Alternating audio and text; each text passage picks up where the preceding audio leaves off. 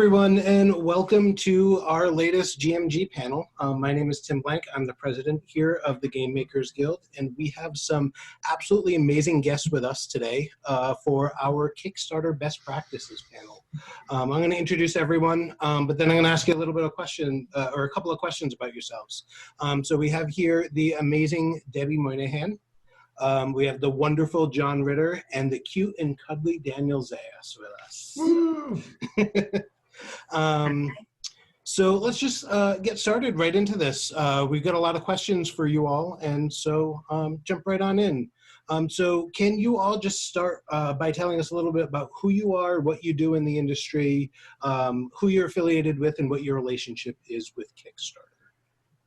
Mm-hmm.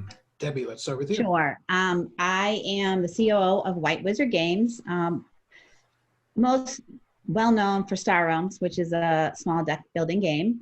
And my relationship with Kickstarter is that we used Kickstarter to launch the company originally back in 2013. It was the first of, I think we've run 11 Kickstarters since then, and raised several $1 million.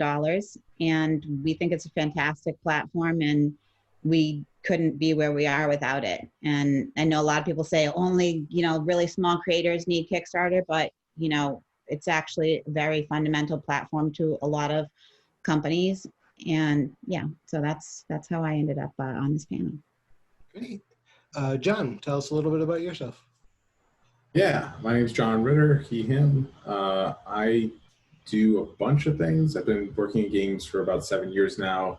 Started off with a publishing company called Waves Games. I'm one of the owners. And then recently I was hired at Kickstarter as the senior lead outreach of Tabletop. I'm going to do a shoulder thing like this, I guess. So yeah, I help creators with anything they need. So if you need help, let me know. I'll help if I can. Awesome. And Daniel, who are you? What do you do? Hi, everybody. I'm Daniel. I am the Director of Communications for Longpack Games. I field many questions from new designers, new publishers about the physical making of games, and then help them through the process as they work with Longpack Games in many ways. I also run Tabletop Backer Party, which is a media outlet, for lack of a better word, that we produce content for Kickstarter games primarily. We're open to other content, but we primarily work in the crowdfunded space. We produce all sorts of creative content. We are a persons of color led, and all of our members are persons of colors. And we've been making content now for 2-3 years, similar to the time I've been with Longpack, actually. So yeah, I have fun with the platform. Awesome. So to just jump right into the big question here, what are the biggest things that you see that make a Kickstarter successful? Are you asking me? Sure. A product that people want is generally the answer, which is kind of a non-answer, except that I think a lot of people maybe who aren't as successful as they want to be on the platform generally have a starting point that is not misguided, but maybe is without feedback from others about what they want to buy, what is the special thing about their game that would make them immediately click the back button. So yeah, the product itself is my answer, but it's more complicated than that, obviously. Of course, it's Kickstarter. Yeah. It's going to be. Yeah. Debbie, what do you think? What would you say is the biggest thing? I also think the product is always the most important thing when you're doing marketing and selling of anything. So if you can sell a product that isn't that good, but it'll be really hard to make ongoing sales of your product. So in addition to totally agreeing with Daniel, I think credibility and reputation are important. And so you'll see that Kickstarters by established publishers tend to do significantly higher fundraising than new creators. But that being said, you do see new creators who have, whose campaigns really take off. So how do they get the credibility? They can do things like creating really awesome content and building an audience and showing that they know what they're doing. They can do things like doing a lot of play testing. People actually play their games and they see, oh, these guys really create, real games. They can do things like spending money on advertising and just getting in front of people over and over. And, oh, since I'm seeing them in these ads and they look really professional, this looks like it must be a credible company. So there's a lot of things you can do, whether you're big or small, but I think the reputation is a big one. I know for me, I hesitate if a game looks really awesome and it's a product I want, but if I'm like, oh, I don't know. And it's also the page, like, does the page have that level of professionalism? And unfortunately, like for all of us, because even for me, even though I've done a bunch of Kickstarters, like the minimum threshold of how professional and how awesome you have to look has gone up and up. We always only just had like Rob, my husband, talking on the video saying how awesome the game was and how great, and we really, wanted people's help to raise money. But now, we got to a point where we were like the only people that didn't have an animation. So, there's things like that. So, but I think that reputation and the credibility is really, really important. Okay. Yeah, I definitely agree with that. To build on top of what Debbie's saying, the thing that you build before you build your game is your community. And if you show up to Kickstarter with no community, like, just temper your expectations. But that's a huge aspect, because I have numbers now, because I work at Kickstarter. About 30% on average comes from Kickstarter, people discovering you on Kickstarter, what have you. And the other 70%, that's in your lap. You got to find those people. You got to bring those people to the platform. And the more you drive that, the more successful the campaign is going to be. So having that community, bringing them in and fostering them, caring for them is infinitely important. Awesome. Yeah, we have some questions later on that's going to ask about techniques to build the community. So think about those. But I did want to ask kind of the opposite of that question. What are the biggest things that you see that make a Kickstarter fail? And please don't give specific names of Kickstarters that you see as you answer this. Not even my own? Well, yeah, if you're comfortable doing that, Daniel, yeah. But let's start with Debbie. Well, I can think of a lot of things, but I'll give one and then we can go around and you can come back to me if they haven't all been covered. I think packaging is a big one. So when I say packaging and traditional like marketing education, like how do people want to consume your product? What is the price that they're willing to pay? So sometimes people charge too little and people think, oh, is this for real? Are they going to be able to deliver? Sometimes they charge too much. Sometimes they have way too many choices on their page. If you're a first-time creator, you don't need, 8 tiers. Sometimes, people don't have enough, and sometimes people aren't listening. So when you launch the Kickstarter, hi, my daughter just walked in. Yes, give me. I love you too. Give me 1 second. That is adorable. Adorable. Yeah, that's my 6-year-old. So what was I saying? So on the packaging, you can get feedback before you launch. There's an awesome community, the Tabletop Kickstarter Advice community. You can also ask in other groups like Tabletop Backer Party. There's like so many great communities you can post and be like, hey, would anyone mind looking at my page and giving me feedback? And you can get feedback before you launch on the packaging and the pricing. And I can't emphasize that enough. Once you launch, and it's happened to me one time when I launched, and out of 11 Kickstarters that I felt like, okay, the way that I did the packaging, for whatever reason, it's not working as well as I would have liked. But once you launch, you can't change the packaging. You can do some tweaks, you can add tiers, but it's really difficult to change the core packaging. So, that's a really important thing to get right before you go live. Okay, Debbie, so just to be clear, when you say packaging, are you talking about the different tier levels, or are you talking about the page as a whole? Yes, sorry, I should be clear. Yeah. By packaging, I mean the tier level. So how can people consume your product? Meaning what are their different choices? If it's like a menu, what are their different choices? Is it clear what they're getting with each of those choices? And are you sending them to a choice? So most Kickstarters that are really successful, you'll notice that one tier is getting all of the pledges. Not all literally, but the huge majority. That is where they're trying to drive people to, but it's always good to have a lower priced item and a higher priced item. So people are like, oh, well, you know, I want to go up and get the deluxe. There's some strategy to this. And, you know, I'm happy to talk to people one-on-one about that, but people want to have some choices, but they want to figure out easily which one's the best fit for them. And if you make it too complicated, then, and price is a big issue for gamers, as we all know. We don't all just have tons of money sitting around like we would like to buy whatever games we want. So looking at what other games are priced at, is this price, you know, the right price? And then depending on what you put in those different tiers, is your pricing right for each tier? So they have to make sense. If people look and they're confused and they're not sure, then they just don't click the button. You want to make it easy for them to pick the right tier and click that button. And that in and of itself is actually like one of the most important exercise. I mean, the audience, obviously you need people to actually come to your page, but getting someone to pick their tier and make it easy for them to pick their tier is critical and overlooked, I think. I don't think everyone puts as much thought into it as they could. Yeah, I personally look at it as like the way Apple prices now iPhones, but they used to price iPods, where you would get these jumps in pricing that would just be like, well, of course I'm going to spend another $50 to get that. And then you get there and you go, oh, it's only another $50 to get video, like iPod video. Like, well, I mean, of course I need that. Well, now I need more storage. I guess I'll spend another $100. And then all of a sudden you're $300 in. You're like, what am I doing? So that's always like that iPod tier structure, or iPhone now tier structure is like that's what hits home for me. It's like Apple knows something about marketing, huh? Like, I don't know. Daniel, what do you think?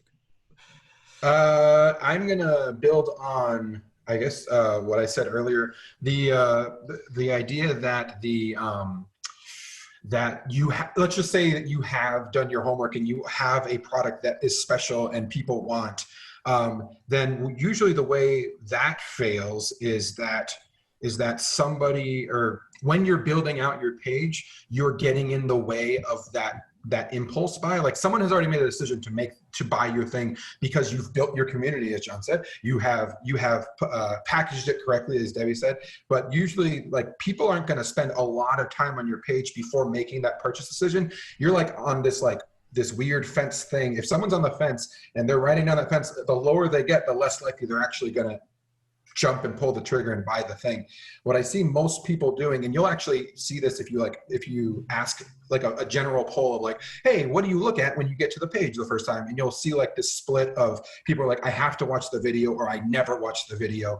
But either way, they're still going to go down to like the very, very first thing in the story. And then they're going to look to the right and see, can I afford it? And then they're going to click back, right? It's like a quick L of either they watch the video or they don't, but then they just go to this very, very, there's this nugget that needs to be like the most important thing, because they're probably not going to scroll all the way through the campaign before they've made their decision. I'm just going to go back to the campaign. A lot of people will back a campaign and like not even know necessarily how to play the game. They just know it's like a game that they would like to play eventually, and the art is pretty, so I'm going to buy this thing. So I think a lot of people get in their own way to actually convert the potential backer with this area that's like right at the very top of the story. That's so important. And John, did you want to add anything to the biggest things to make them fail? Yeah, I would just say assumptions. Yeah. There are a lot of assumptions that people make. And there's a big difference between assumptions and educated guesses. But you know, if you can measure it. Like Debbie was saying, if you can show people something in advance, show it to them. Don't make the assumption that it's good, that you think just because you think it's good, everyone else is going to think it's good. Clearly, I'm going to make $1 million. I think getting rid of as many assumptions as you possibly can is important. Knowing what you care about is important, because I think a lot of people go into campaigns making an assumption of what they're going to make, and not necessarily focusing on what's important to them, if that makes any sense. Yeah. But I think just in general, assumptions are a rough path to go down. What would you say are some of the more common assumptions that you see Kickstarter creators make? Yeah. My game is done. Yes, that's a good one. That's such a good one. It's done. It's done. Has anyone played it? No, but it's done. Assumptions like I have a community. My community's built. How many people? Well, it's my aunt, my uncle, and my 5 friends. And I have 50 likes on Facebook. Yeah, yeah. And you're like, they're like, that's enough. And you're like, you're assuming half that of them. that's enough. Yeah. Like I just ran a Kickstarter this year. My own mother didn't back it. I found that out like a month. She goes, you ran a Kickstarter? I was like, yeah. I assumed you were going to back it. And she's like, no, I didn't even know about it. Oh, no. And I was like, that's fine. But yeah, I think anywhere you can find yourself assuming something and not just digging in a little bit and getting some details, like, is the graphic design done, or am I just assuming it's done? Like, an assumption would be, did you charge the right amount for shipping? yes. I'm dealing with that right now in my own prior campaign. But yeah, assumptions are a good one. Yeah. It's Right. broad. I went broad, so I couldn't be wrong.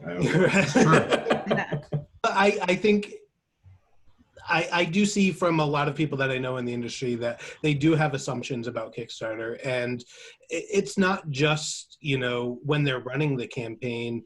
I think the community assumption is a big one, where individuals feel like they have a bigger community than they do, but they don't realize that the 100 people that they have really excited about their product aren't going to individually or together give them $50,000. That they need to have a much broader community than just the individuals that are closest to them. Unless they want 5 backers. If you want 5 backers, like, go for it. Good. Well, yeah, I mean, I guess that also goes to your goals too, right? Yeah, exactly. Are you looking to do a multi-million-dollar Kickstarter, or are you looking to just have a game that you put out there? Exactly. Yeah, I like that lesson of like, what do you want out of it with the 5 people? Because there are definitely campaigns out there that are like, I'm gonna handcraft this, and if I make any money on it, great. But like, this is my art, this is my handicraft. So Speaking of, quick plug, Make 100 is next month. In Nice. January. I was looking at that. I was like, Yeah. what do I want to make 100 of? I know. It's pretty fun. I did it last year. I haven't delivered my What did game yet, you- but it's about to get printed. what did you do for the 100 last year? It's a game called Pineapple. Oh, I remember that one. Yeah, I did that. But I made these. They're right on my desk here. These little metal pineapples. I made 100 of them, the gold Nice. ones, and then I made some black nickel ones as well. But it's awesome because I'm making 100 of them, and 100 people get them, and that's it. And whoever wants the game wants the game. Awesome. That's awesome. So yeah, it's fun. It's a fun little like exercise if you've never delved into Kickstarter and maybe you have some assumptions and you want to like prove them out. Mhm. Could be a good like low effort, low stake thing where you're like, I'm gonna make 100 of these and see how it goes. That's actually something that I've heard from some publishers. I know like Gil Hova had done this, where he ran a much smaller Kickstarter as his first one, used that to help build a community and also get used to the platforms and the process of creating a game and shipping it and all of that before he went for his big Kickstarter, The Networks. And I've heard him talk about that on the podcast he used to do a number of times. Nice. So Gil's a smart person. So what should I know, or what should I have in place before I launch my Kickstarter? The moon and the stars. I mean, audience, you hear everyone talk about audience and Yeah. that you need an audience. And I think a lot of people are like, what does that even mean? And like, what number is right? And it really depends on what your target of success is. Like if you're trying to get 100 backers, if you're trying to make 50,000, if you only need 5,000, there's a lot of campaigns that only need, 5,000 or 10,000. Maybe they're doing like a digital RPG or something, but depending on your goals, I think a lot of people think if they have 1,000 people opted into their email list, that like a lot of those people are going to come and back the project, and that's not true. So this comes back to assumption. So if you haven't done email marketing before, like when you send out an email, like you're lucky if even half of people open the email, never mind to like go over to the page and then be convinced by the page to click. So, you have to assume just a small fraction of those people in your list, if you have a list, are gonna coming back, and you need to like constantly be trying to grow your audience and build out your list so that you can, because we've talked a lot about the page and making the page right and having a good product, but if nobody comes to your page, I personally, I feel really sad when I see a Kickstarter page that looks amazing and incredible and I really want the game and I back it, but I know looking at the numbers it's not going to fund because they just haven't brought anyone to their page, sadly. It's usually someone I've never heard of, and Kickstarter will show you, oh, go check out this campaign, and I'll be like, this looks awesome, and I click on it, but they don't have the number of backers to be successful in their campaign, and it is very sad. So you need that audience. It's really, really important.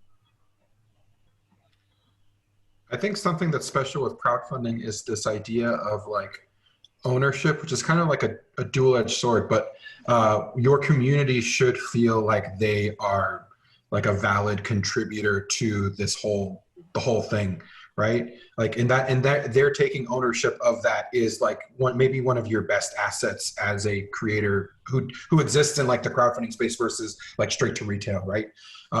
That's probably is going to be my overall answer, is that the way you interact with the fans is going to be what sets you up to be successful in the campaign.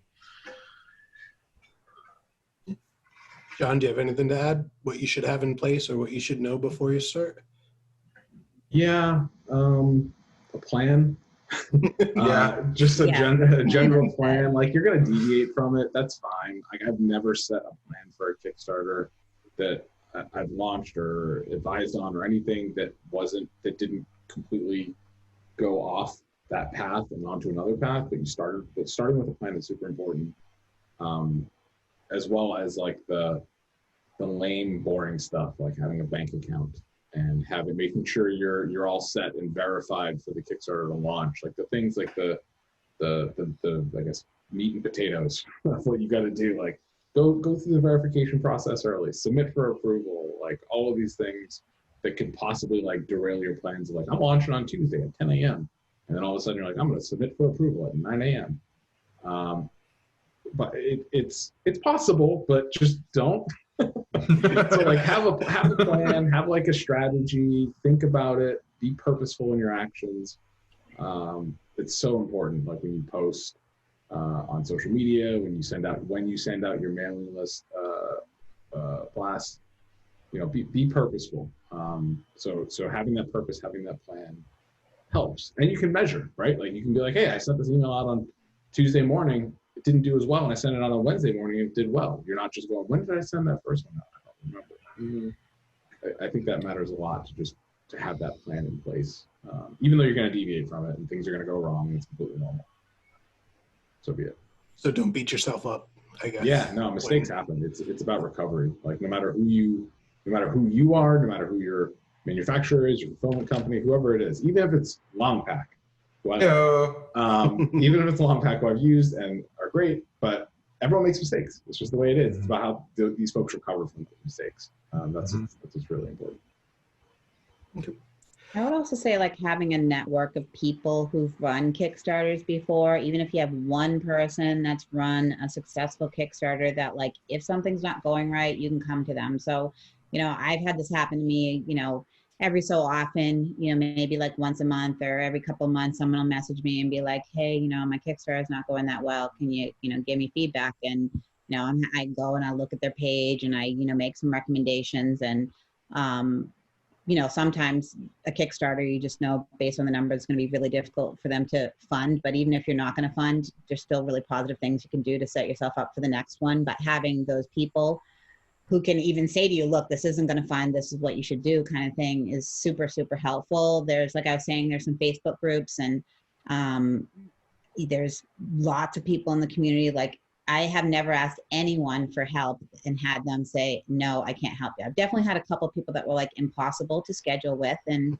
you know what? They're super busy people. So don't have your heart set on like, oh, I want, Jamie Stegmeyer. I haven't reached out to him. I'm just throwing him out as an example because he's a really, person who's created a lot of content. So probably gets a lot of people reaching out to him. Don't have your heart set on a particular person to help answer your questions or be your mentor. Be open, but try to make friends and get to know as many people as you can. So when things don't go quite right, you can ask someone. And there's different areas of expertise. Like I come from a marketing background. Other people come from, logistics and operations background. So, they have, like, I probably use MailChimp a lot more than, a lot of people. Some people are Excel wizards. Some people are really good at visual and what the page should look like. So use that. Like, I'm amazed and shocked. I came from high tech where you wouldn't even talk to your competition. If you were like at a trade show, you'd be like, oh, there's the, so-and-so guys over there. And you just give them the evil eye and you keep talking to each other, and you would never talk to people from a company that was making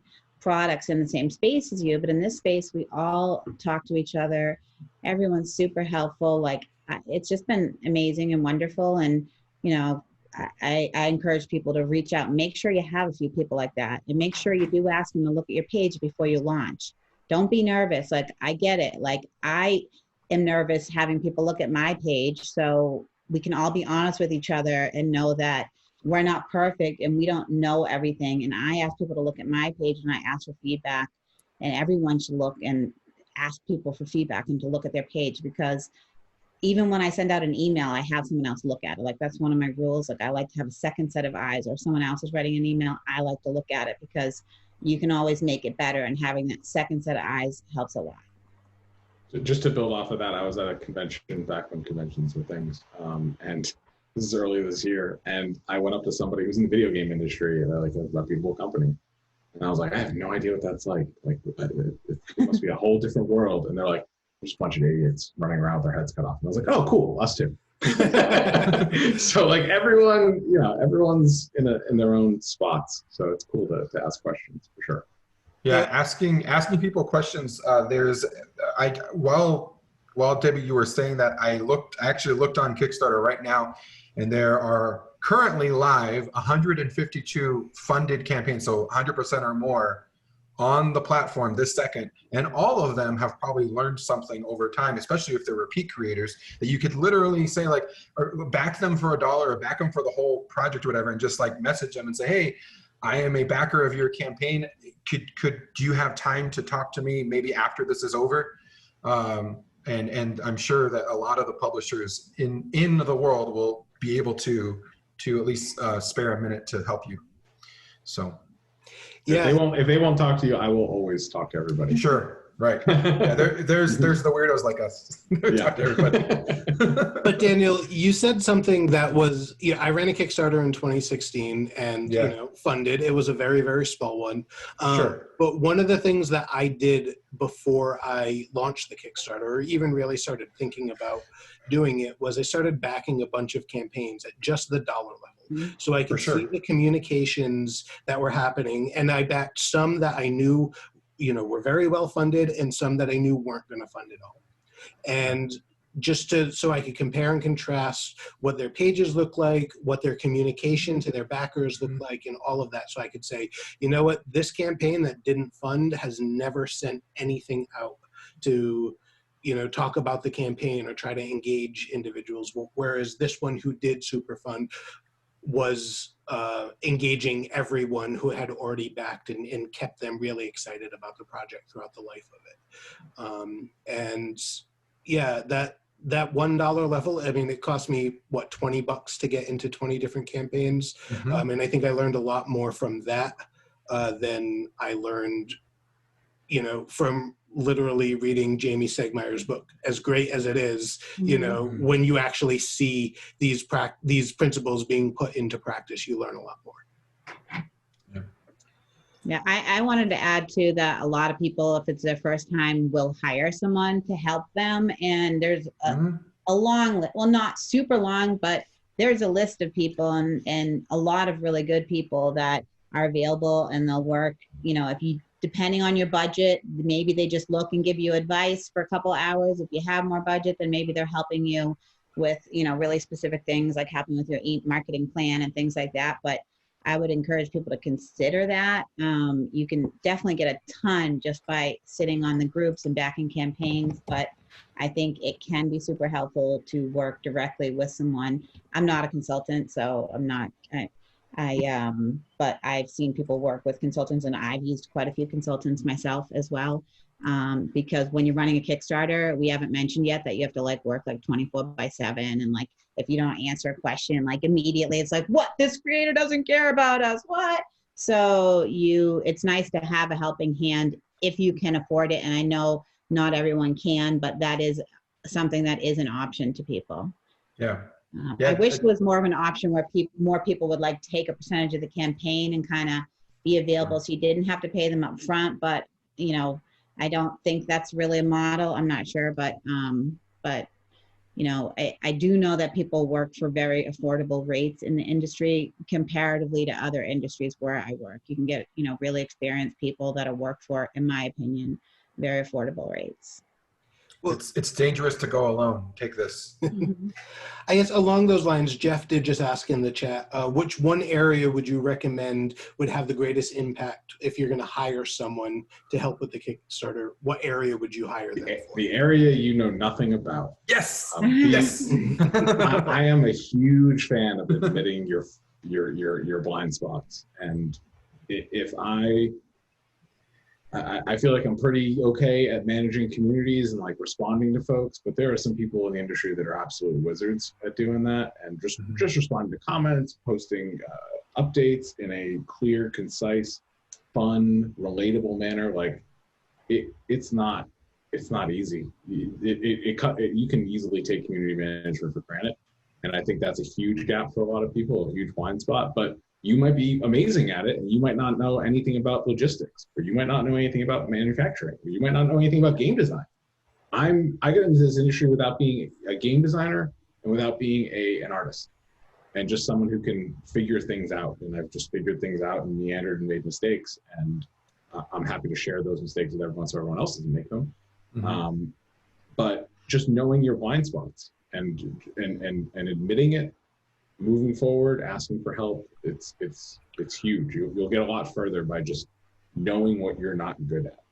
Yeah, one thing to consider is that you could technically make a game in your garage and sell that version of a game and not mass manufacture it, which means that you're technically already, by going to, you know, any Chinese manufacturer or you know, what have you, you're already outsourcing a problem that you yourself do not want to take on. And if you could just, you know, parse it out, like John said, with the marketing or with the community engagement, you parse out those roles. And talking to any publisher, like, what did you hire out? What did you hire out? And then you'll know, because a lot of publishers actually don't put it in their campaigns, which I think they should. I think it actually adds credibility to their campaign. Where like, I'm working with, you know, BackerKit, I'm working with whatever, right? I'm working with whatever entity that is helping you succeed. I think that's a huge boost to a lot of campaigns today of like, don't go alone, right? Yeah, you can also look at, if you look at a campaign and you look at the collaborator list, a lot of times on the collaborator list, you'll see like BackerKit, even though like they're not doing a pledge manager yet, that's because BackerKit does marketing services, and they're using BackerKit for marketing services. And my answer to the question on what you would hire, I agree that like, if you don't know how to do something, that's a good area to hire out in. But I think promotion and advertising is probably the biggest area where people fail in this industry. So it's an area where there's some pretty measurable services that you can hire. So specifically, if you have something that's doing fairly well and you're probably going to fund, using a marketing service to amplify that page to the board game community on Facebook, using Facebook advertising, you can, you know, really bump up your funding. So, you know, BackerKit, there's a few different agencies, and they actually, some of them will do it where you don't have to pay all the ad money up front. There's different models, but I think doing a little bit more advertising, and that's an area where most people are not experts, right? Like the people who are doing Facebook ads on a day-to-day basis are going to be experts, because it's always changing, it's always tweaking. You have to be looking at like what ads are doing well and performing. So for me personally, like I originally like had to do all my ads myself, and I'm like kind of a control freak about some things, but you know, I've kind of moved more to a model where I really like to outsource the advertising, because there's people who do really well at it, and they just look at the numbers and they tweak them until they, you know, bring the numbers up higher. Yeah, I will say I think that's one area that a lot of designers, especially new designers, think that they're pretty okay in, because we're designers, we're creative, we can create this creative campaign, right? But when you get into the reality of it, when you're looking at marketing strategies and you're trying to do, look through analytics for click-throughs and all of that, you don't really understand that unless you're actually in the industry or you have some kind of formal experience or education in the industry. And so that's something that I think I see a lot of new creators who, be honest with yourself and ask yourself how much you really know about marketing and advertising. Mm-hmm. I'm going to plug Bebold Games and Quillsilver are both marketing agencies that I would trust to like run an ad campaign. They both are working in the industry now, doing ad campaigns for large campaigns. So I would trust those people to, if I was launching a campaign, I would definitely be asking them their rates and whatnot for my project. Yeah, I also have worked with both of them, and they're really fantastic. And they do even other stuff, because I work a million other tasks. Yes, Brenna on other stuff, and Bebo on other. Like Bebo does a lot of product photography. She's done some product photography for us, and so yes, they're fabulous. Yeah. So we've been talking a lot about building a community and doing stuff before you launch your Kickstarter. How long before you launch this Kickstarter should you really start working on it? Today before. Yeah. Yesterday.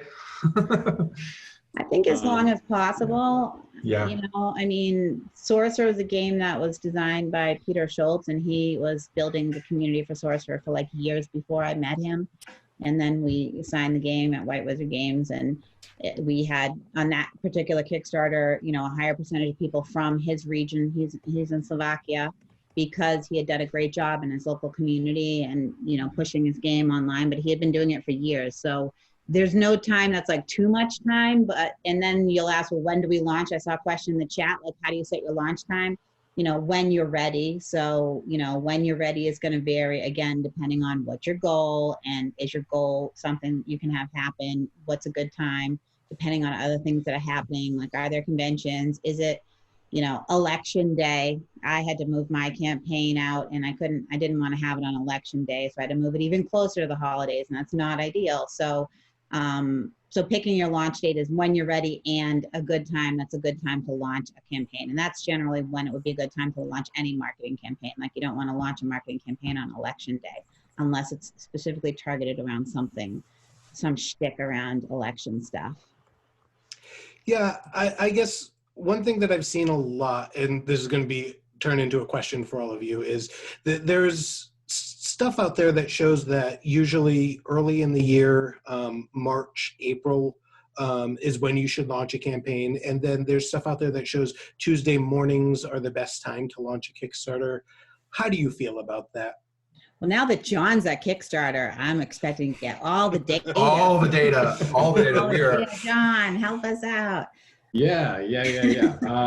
Let's see. Let me just go through my Rolodex of data here. No. I mean, I can comment anecdotally, but if you have any data. Yeah, same. Yeah, no, I mean, there are a lot of assumptions that are true, and there are a lot of assumptions that are false. Launching over the holidays is rough. After, say, October 15th, it gets a little, I guess, less traffic on the site. Just because people were doing other things and, holidays, whatever. This year's a little bit weird. So everything's a little bit weird. The spring, for sure, awesome. There's a huge bump up in the spring, January into February into March and April. And then there's a little bit of a dip. And then in the summer, there's another big spike, and then another dip, and then goes back up right before October 15th. So, and then as far as days to launch, there's a few different ways you can look at it. You want to launch when people, the ideal is that you're launching at a time when people are on the site.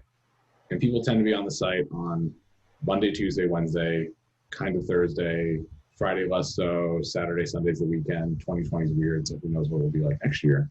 But people are on the site Monday, Tuesday, Wednesday. That's why a lot of people launch then. Plus, you're lining up with a lot of other potentially large projects, like CMON's kicking something off. a lot of people are going to be on the site. People don't just go on and back one game. They go on and back a few different games. So it might not hurt to have your campaign live when CMON launches theirs. I think a lot of people make the assumption that, I think it's going away, but I think a lot of people make the assumption that like you don't want to launch when a big campaign's launching. That's not necessarily true. Don't launch the same exact type of campaign where you're competing with the exact same audience with a large campaign. Or unless you're the winner, in which case be the winner. Yeah, I mean, if there's a Resident Evil game dropping and you're dropping a game that is a top zombie fighter and it's like versus Resident Evil 2, you're like, this might be like a little bit of a conflict. I think I'm going to pick Raccoon City over. Yeah, exactly. What do you have? Like Squirrel City? No. Red Panda City? Yeah. But yeah, I mean, like time of day is something you want to think about, like when you're at work. Like think about what you do. If you're at work, you get into work right in the morning, you answer some emails, then maybe you're like, I want to go on a website over here. That kind of checks out. And then you want to think about pay periods too. Like you want to be respectful of what people can actually do. Someone might really want to back your game, and they might not. You might be launching your campaign and ending it on such a weird time where it doesn't hit them getting paid. And you want to be as respectful, especially if you're launching an expensive game. You want to be as respectful as possible with people who, hey, I'm going to get one more paycheck and I want to back this game. Oh, it ends on a Tuesday. Damn. So, launching on a Monday, Tuesday, Wednesday, ending on a Thursday, Friday, pretty solid. Yeah. Saturday you can end. That's cool too. I'm a big fan of the idea that you are in constant communication with your backers before you launch. Like the only reason I'm bringing this up is because if you are like, every week you're in contact with your first like 300 backers, right? It's probably a good number to say. Then those people, it doesn't matter when you launch, as long as they're on board with that plan and they're well aware of it and you've marketed that long beforehand. So John, I 100% agree with like all the things he said about the considerations of when you should launch. With that being said, like you can be, they say don't launch in December, but you can be like the viceroy of that one year that they were the only big campaign in December.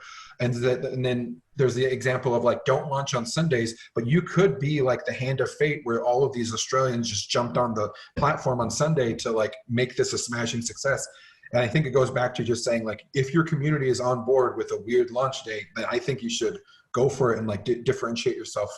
It's easily like a solid marketing push for Kingdom someone. Death Monster launched on Black Friday and then ended on New Year's, I think. You could be that weirdo. You could be that their weirdo. Community is like, hell yeah. You're like, okay, cool. Like if they launch in like May, their community would be like, what is this? This is weird. Mm-hmm. Yeah. And I will say from my own experience, I had a small family game and I launched about 2 weeks after Exploding Kittens launched. And the number of backers that I got on my game who you're able to look at the backers, at least back in 2016, you're able to look at the backers profile and see what other games they had backed. The number of backers who backed my campaign that had their first campaign was Exploding Kittens. I know their company got a lot of crap because they're a big company. They don't need Kickstarter, but it brought so many new backers to Kickstarter who then turned around and backed my campaign. So, I'll give a +1 here to launching while there's another large campaign out there, especially if you, fall in the same category, but aren't necessarily competition for them. Oh, now someone's going to make a game Exploding Tim. I just saw them in the chat. They're great. Just as long as you get royalties, right? Yeah, that's every time I explode, I want $10 in my pocket. There we go. So what kind of techniques or strategies do you have for building an audience prior to your Kickstarter? And how might this be any different now that we're in COVID times? Yeah, it's rough. I think that you play other people's games who are in a similar situation as you and are in a community. So there's a bunch of Discords like yours included, right? Like there's a bunch of Discords where you can just play people's games. There's a bunch of online events where like, there's actual like prototyping online events this year that you can go onto, a very, very ugly, tabletop simulator model, and play someone's, napkin game, and get feedback from them and build your community around the people who you're playing with. And you could easily launchpad that into who are your friends, who, maybe one of you and your friends can come and play my game as well, and we'll do a trade-off. That's a really easy starting point for a lot of people. I would say I'm going to try to put myself in the mind of if I was a new creator. So I would say that engaging in the Facebook groups is a big one that I think can be super helpful. Those groups are awesome, and people are super friendly, and they love to get to know each other. You have to do it, like, you have to actually want to be a part of that community. You can't go there to pitch your game. You should go there and just actually become part of the community and get to know people and see what people like. And then you'll see how people do talk about their games in the context of questions. Like if someone says, hey, what do you think about this Kickstarter? And you have something relevant from yours, you could mention it. But, actually, like if you were to search your name in the board game group or Board Game Revolution or the Dice Tower, like your name should come up on 10 posts, and then maybe you're talking about your game in the 11th post. You shouldn't be maybe sometimes you're just liking people's stuff, but you shouldn't be going in, oh, my Kickstarter launch day, I'm going to go post in these 10 groups that do board games, which I do see that. But by being active in those communities, you can meet people. There's a certain number of people that I think are really active on Kickstarter and in playing games, and they really enjoy meeting creators.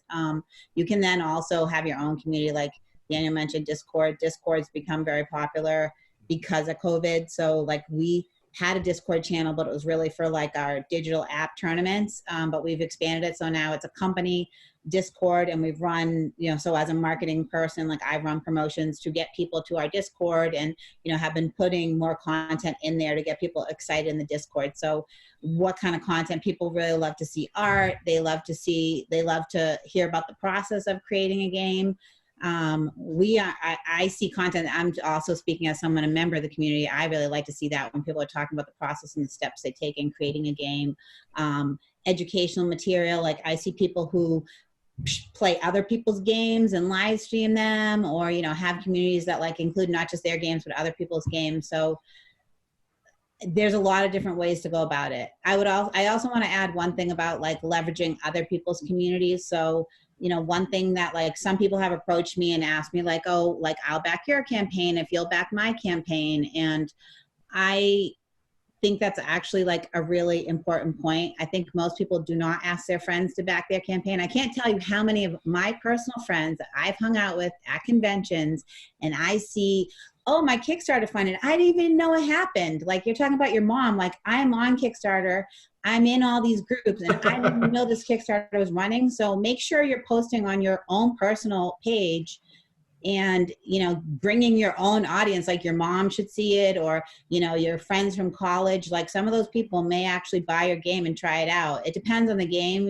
So some of our games, people, when I say non-gamers, are more interested in than other games. But I didn't know that some of my personal friends were into board gaming till I started posting about our Kickstarters on my personal Facebook. So, and then I also do ask other people. So when we launched White Wizard Games, it was really the Star Realms company when we launched it. And my initial marketing plan, because we didn't have a mailing list, we didn't have anything, was we used our own personal network. So, Rob, who I was dating at the time, was a Magic the Gathering Hall of Famer. So I was like, hey, you need to reach out to all your Magic friends who have followings. And I made him a list and, checked it off. And, and we all have hopefully a few friends that, have more followers and are really active on social media.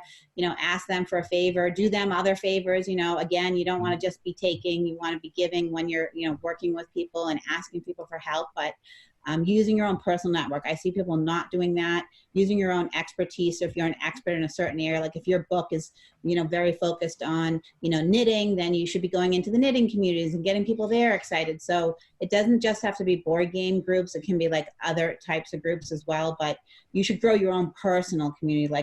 A lot of these games get launched based on the person behind the game or the 2 people or the 3 people, but so be a face behind your game. Don't just be like a Kickstarter, that looks slick and cool. Yeah, it's tough. It's a leap of faith to kind of put yourself out there and put your heart out there, and it's scary. It's always scary. Whenever you hit that launch button, it's always scary. I think all three of us have been really good at like leveraging like the board game community, right? Even within our campaigns, like I think all of us have like added people to the games themselves who have their own like giant networks of people, and then all those people are wanting to support this content creator, whoever, like person in the community, and then it's also a challenge. You get their audience. Like, it's a challenge to where my card game has like 12 other designers, and I'm like wrangling cats here. Yeah. Can you please email me back? Yeah, a lot of people won't do a shout out, but like all I'm saying is you should ask, right? Like, so like I've had people ask me like, would, I'll back your campaign for $1 if you back my campaign for $1. And like, I love that. I'm like, okay, first of all, if it's a game that like Rob would never play because our account's in Rob's name, then, I might back from my account, but like our White Wizard Games account, which is under his name, gets, the most followers. The funny thing is when we're running a campaign, this happens every time. I'll be like, oh, I want to support this campaign, so I back it, and then there's always backers going, oh, the creator's like off backing campaigns, they should be working on the campaign. And I'm like, what are you? So it's just so hilarious that like people think, oh, well, you're a creator, so you shouldn't be backing campaigns. So look, we like to play games too, so we do want to back games, we want to support. So like, ask other creators. A lot of times they'll say no, but again, it doesn't hurt to ask. So a lot of people, they might be interested in your game and they didn't know about it till you reach out to them, or reach out to them and just ask them a question. If you don't know the person, don't reach out to them and ask them to back your campaign. Right. Don't ever do that. Don't ever friend someone on Facebook you don't know and message them and ask them to back your campaign. That is just totally rude. I just want to be clear about that. This is people that you know. One thing, they will make a post with you blocked.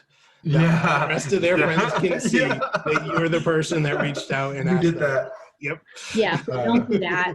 I should be clear on this because you don't want to be reaching out to random people. This is more like, again, about getting to know people in the community, building. It's a little bit harder without conventions, but I mean, there was a networking event at Metatopia I went to, and it was really fun. Like, there's actually like a lot of opportunities to get to know people and to meet people. There's a speed dating thing, which is always fun and goofy, but it is a great way to get to meet people. And a lot of those are online now, so it's a great way to meet people. Yeah, one thing I like that James Hudson, I think, maybe didn't do this first, but he definitely like put a stamp on it of within his campaigns, he would give a shout out to campaigns that are also live at the time, like as an update, like, hey, we're gonna support the community and here's the list. And I think since then, like Isaac has done this as well. And I'm sure, some of y'all have done similar things. But there is like this baked in community that you do have access to, as long as you're cool and respectful and wanting to learn and whatever. And there are people out there who do work for, hey, can you give me a copy of the game? And that's totally if that's their vibe, like that's totally respectful. I will say that if someone has a rate that they charge for a thing, or a preview, a review, photos, whatever, respect it, pay it. If you don't want to pay it, don't ask them to lower their rate. That's their rate. I'm very, very, very adamant about that. Thank you. People, I think people should get. There are a lot of people that should get paid more than they're actually getting. Yeah, honestly, the prices are like incredibly low for content creators, and it's amazing. And Debbie, you have perspective of like other industries. Like some of it's criminally low. Like something costs a couple $100 in this industry that honestly, like I would pay like at least $3,000, probably like $5,000, and I'm pretty particular about what I pay. Like I'd go and find the lowest cost provider, but like, so it's literally like many multiples lower than other industries. I think that comes back to leveraging other people's audiences. So, if you pay someone to, have a banner ad, like I think Tabletop Backer Party, they have sponsorships, for example, and if you pay for something like that, you reach their audience. So you already have like that big, that's why we're almost to 11,000 people. If anyone listening right now, we're almost to 11,000. And then I get to use that as like a number of like, hey, we have 11,000 people. Yeah, but again, like if you sponsor and you're part of the group, that's way better. So it is hard because there's a lot of groups and like we're all super busy, but like I would recommend that you pick a couple of groups that just feel like a good fit for you and participate in those ones and really consider sponsoring those ones. Even though you're already a participant, you're just going to get more bang out of that advertisement if they know who you are and they recognize the brand. Yeah. With like marketing, you want to hit them like multiple times. Not hit them, but you know what I mean.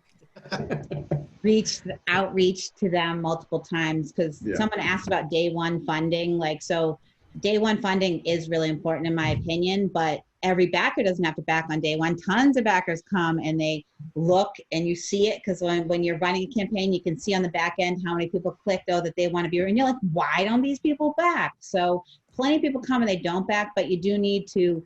That's why I'm saying if you're active in some of the communities with people that tend to have the active Kickstarter backers, those are the people who go and back on day one, getting your own audience who's super excited. If you're not funding, there's this sense of, I don't know if this campaign is going to be successful. So, you don't have to fund 100% on day one, but just showing that your campaign has momentum. And if you look at the graphs, so you can look at graphs of campaigns and you'll see that like, there is always like a spike on day 1 and 2, and then the last couple of days, and it tends to be flatter in the middle. So, you're not going to get the same level of backing day 1 and after day 1 and day 2, but until the end of the campaign. But you do want to get that boost at the beginning just to like build the momentum of the campaign. But lots of people the sections of the campaign are basically the first few days, the entire middle, and the last few days, and it's like 33, 33, 33. Yeah, I never back on day 1, and then I get really upset if I go back and they have an early bird, and like Rob laughs at me because I'm like, they have an early bird, forget it. Like that's one thing that early bird. That's one thing that like hurts my heart is that when people do like early birds or something like that, it's not saying it's not allowed. Of course it's allowed, but it hurts me because I want someone to enjoy my game whether they found about it on day 1, day 31, day 926 of my company being around. Like, I don't care. Like, if you want to have fun. So like, I think that's super important to make sure that like your campaign is one big party, and you want to make sure people are happy the entire time. And like, you don't want people coming in the first hour to get free drinks and then the rest lame. Think of how long. Think of how long they've been selling like Settlers of Catan, right? So like, imagine it within like the first, if you bought Catan on the first day it was in stores, you got this special thing that nobody else gets from now on. Like, imagine how ludicrous that sounds. And you just don't apply that to your campaign. You don't get wheat tiles. You don't get wheat. You don't get the Monopoly card. Yeah. No sheep for the first year. No sheep. Yeah, exactly. Someone's asking how long a campaign should be. I don't know what people's opinions are on that. Oh, please shorter. I got opinion. For your own. Yeah, I think if you're new, that it needs to be longer, right? But I wouldn't go longer than like the recommended 30 days, unless that's a gimmick or something. But like you're just like Debbie said, like it's 24/7, right? And that's takes a toll, and you will perform worse as a result of your own like humanity. We do 21 days, and I kind of have a plan. We talked about having a plan where like I'll have a bunch of stuff that I plan to do in the mid campaign, and that's stuff that like okay, it's probably not going to like bring in like a lot of pledges, but I want to go and hit these places. It's good places to post, or content that I can post during the campaign. Like maybe I'm going to post some lore and some pieces of art.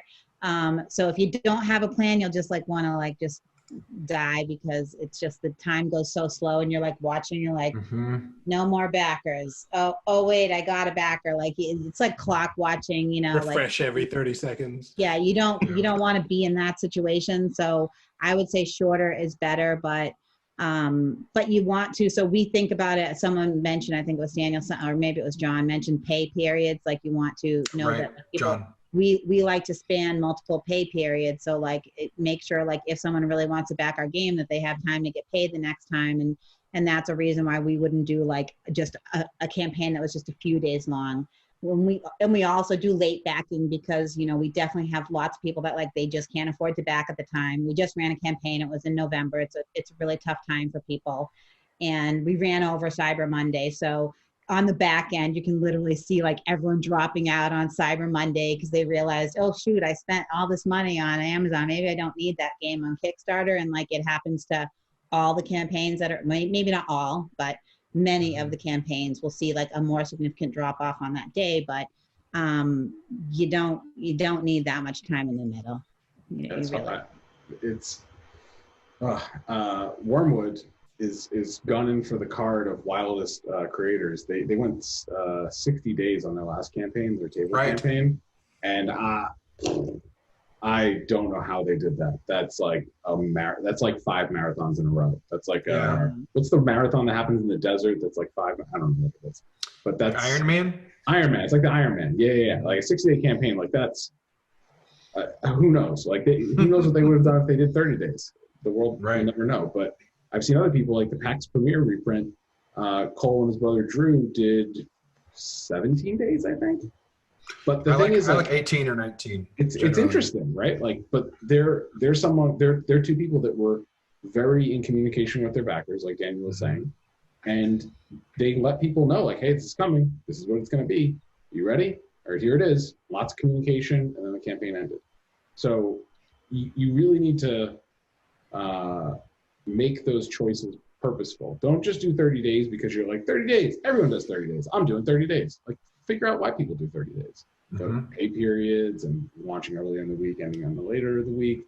Like all these different things factor into that 30 days. But your campaign, I saw someone said they're going to do 16 or 18 days. That might be perfect for your game. Your game might need to be 35. It might need to be 28. Like there's a whole slew of options. But yes, 60. Whew. No, I don't know any campaign that benefits from being on for 2 months, like compared to 30, right?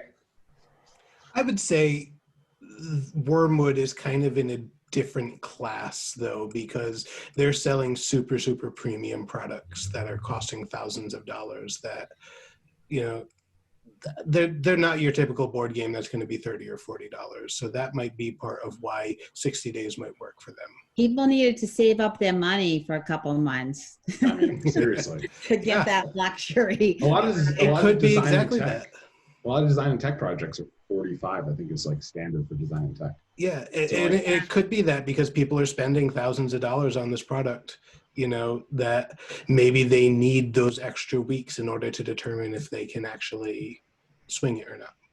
See, I thought about it, and over time I was like, oh, maybe I should. And then like so much time goes by and I still kept seeing, I think I saw ads, I don't know, but for some reason I was brought back to that campaign multiple times, but they had sort of the early bird phenomena where like, if you backed later in the campaign, then you were going to get your table like months after the other people who already backed. So, you know, I'm sure Simon did that. One issue, but you know, still they were still able to capture people that wanted to decide later. And I mean, you can always do late pledging, so you don't feel like you have to run your campaign, but definitely I would recommend having late pledging up immediately, you know, when your campaign ends, because you'd be surprised.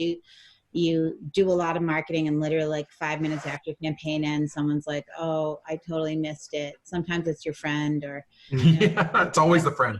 It's always mom. Yeah, it's like your person that you know has been on Kickstarter like every other day this week. And they're like, oh, I missed that. Oh, but I need the Kickstarter. Oh, can you get me into the pledge, man? I'm like, yeah, we got late pledging, you know. I even have people who are like literally like we're getting ready to fulfill and they're like, can I get into the pledge manager, you know? So, you know, people will find a way to get to you if they want your Kickstarter, and the marketing doesn't end at the end of the Kickstarter either. So, you know, you still want to keep promoting the game and, you know, figure out what the future is for your game and your brand.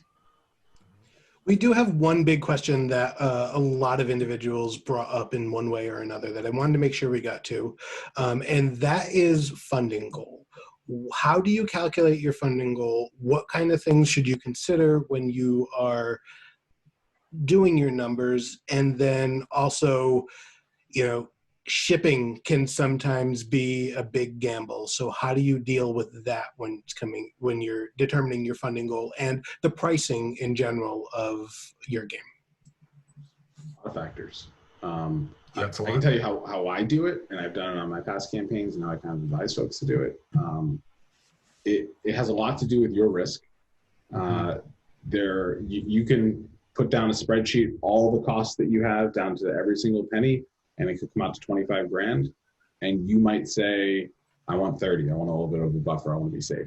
Or you might say, I'm going to do 20. I'm comfortable forking over the extra 5 myself, putting that into it for future sales down the line. If you want to be like super bullish, like you can go lower. If you want to have more of a buffer, you can go higher. But it has a lot to do with your own risk, has a lot to do with the quotes you're getting from manufacturers, has a lot to do with your print run, has a lot to do with your quality. There's a whole slew of factors that I'm not sure I can summarize, but it's a lot. It's numbers and calculations, and it's not always fun, but Yeah. numbers. Otherwise, you're going to be at a point down the road where you're like, you're in the whole thousands of dollars. So do your numbers like 5 times. It's a lot of, I think that to bounce off what John was saying, you could even like, if I boil this down to like one piece of it, which is the manufacturing, right, that I'm most familiar with, you could say, if I make this version of the game, which is maybe the basic version, the MVP product that doesn't have any of these add-ons, maybe I don't hit any stretch goals, right? If I have this very, very basic version of the game, it will cost me this much to make the minimum print run. And that's like the only skin I need in this game is like, maybe like the minimum, well, for long pack it's 1,500, but maybe find someone lower, but let's say it's 1,500. Then you say, okay, if I get this amount of money that will pay for 1,500 units, I've covered my manufacturing at a bare minimum. Maybe put in a little bit of buffer because prices fluctuate a little bit within that. Not very much on manufacturing, but a little bit depending on what's going on in China.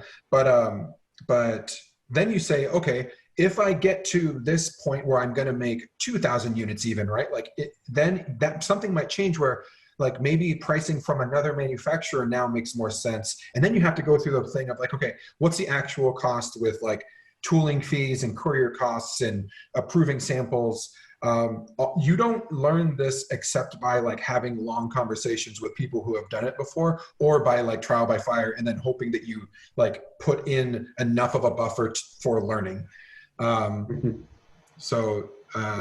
Yeah, I guess I'll just add to that and say that I agree with everything that's been said, that a lot of people end up losing. I'll just caution people that there's quite a few Kickstarters where people have lost money on the Kickstarter and had to take money out, whether they, took money out against their house or like put a bunch of money on their credit cards, but like, and I'm talking about when people fund. So they fund, but yet they didn't fund enough to actually pay. They weren't aware of all the costs. And when everything came down to it, and there's even campaigns where they ask the backers, hey, I need another $15 from each person if you want to get your game. That's me.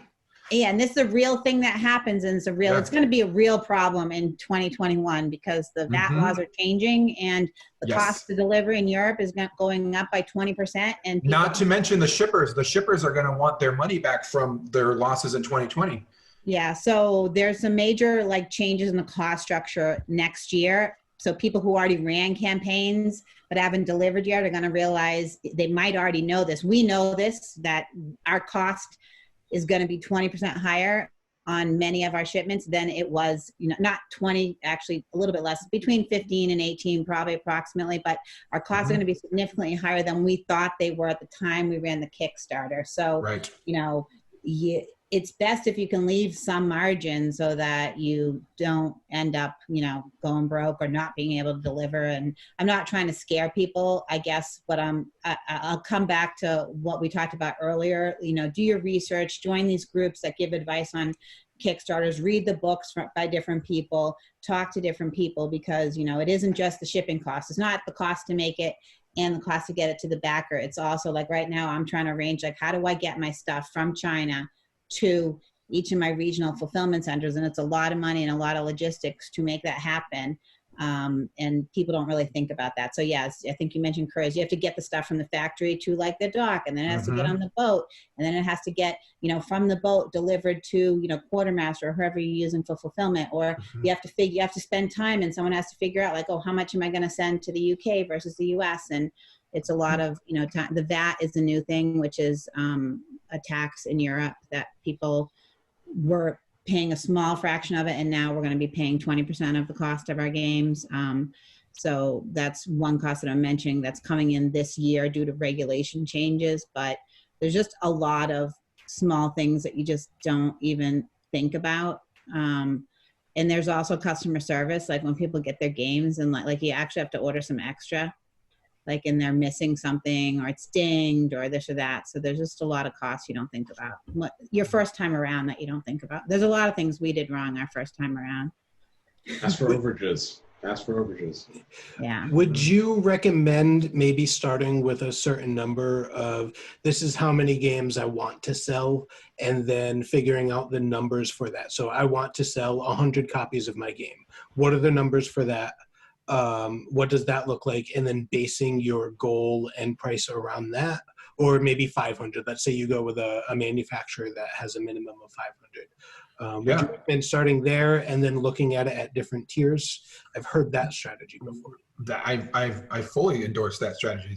That's amazing. Like if you can play with low stakes, like absolutely do that, and then learn the game that way. Learn the game of crowdfunding that way.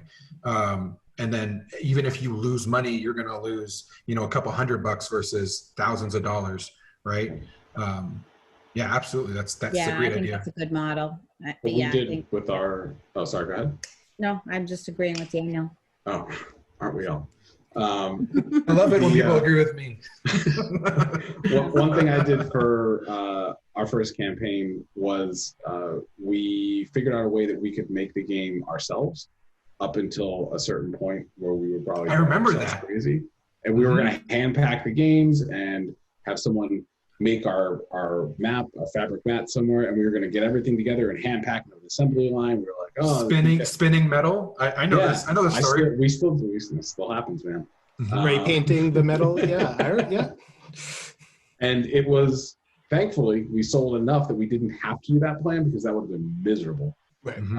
We still hand packed a lot of the games, put the metal hand pack. That still happens now.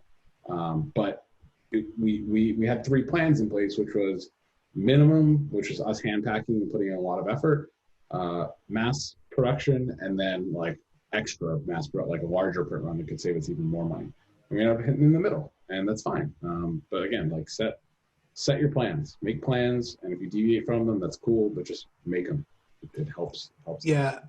That was the strategy that I took. And I think my campaign launched on the same day that your first campaign did as well. Oh, sure. Where, so I had gone through and I said, I want 100 copies out. And I looked at like Game Crafter for print and play. If I were to get 100 copies, how much would it cost me? And it came out to like $13 between manufacturing, and shipping and all of the other expenses that would have come along with it. So I based my initial numbers around a $13 price tag on my game. And then as the numbers went up, if I were to sell 250 copies, if I were to sell 500 copies, 1,500, then I adjusted the numbers that way. And I was lucky enough to be able to go with a shipper in China, or a manufacturer in China, where I needed to have a 1,500 minimum because it had funded enough to be able to do that. And, I was happy that I had run those numbers. So I knew that what I ended up with, I could do 1,500 comfortably. Yeah. There are options, not to give you competition, Daniel, but there are options in US that's printing. Fine. No, I'm friends with all those people. I talk with them at every convention, and we share stories and tips and advice. And I'm very good friends with our competition. Great. Like Delano, GPI, Carmundi, like these are folks that have. So if you're looking, Panda's the obvious one, right? Yep. Like if you're looking to do, I'm just thinking domestic to the US. Oh, okay. Those are great options because you don't have to worry about stuff going overseas and delays and stuff like that. And if it's a smaller print run, like for my card game, I think it was going to make it US potentially. I don't know, just so I can save time. But it's a decent option. And I think making sure that you look at all your numbers and weigh your options is extremely important. I think every manufacturer is well aware that we can't make all the games. like no one manufacturer, if every single publisher came over at the same time to one manufacturer, it would ruin them. It would ruin them.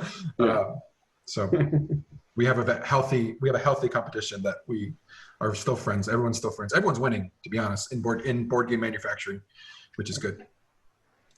All right. Well, I want to thank you three for coming. I want to end this with, just let us know how we can reach out to you, whether it's on social media, if you have a Twitter handle or whatnot. And then, if you're comfortable, stay on the line. It looks like we have a lot of questions and a really good conversation happening in the chat. So if you have the time and you can stay to answer some of these questions, be happy to stay here for you. But yeah, so how can we reach out to you, Daniel? Yeah, join Kickstarter Board Games, the Facebook group. It's run by Tabletop Backer Party. And we just recently changed back to the original name, which was Kickstarter Board Games. It's better SEO. It's easier for people to find us. It's better marketing for the people who buy stuff from us. So always building community, right? Always building that community. Always keeping it interesting. Always keeping it interesting. All right. John, how can we reach out to you? Yeah, at any time, if anybody has any questions, you can email me at ritter@kickstarter.com, RITTER, or you can email games@kickstarter.com. Let me write down this email. RITTER. You have it on the pre-panel email. You have it, Debbie. Yeah. That's and true. Debbie, how can we reach out to you? People can email me at debbie@whitewizardgames.com, DEBBIE. I'm on Twitter and Facebook and stuff as well. And I will see messages. I do take messages from people that I don't know. I don't always see them right away if I don't know you. So it's better to, send me a friend. You can send me a friend request too, but send me a message and a friend request is ideal. So I know who you are and I'll see your request sooner. But email's totally fine. And I'm on Discord too. I'll put my Discord in here in the chat. Awesome. All right. Well, thank you so much for coming. And, we'll jump into audience questions.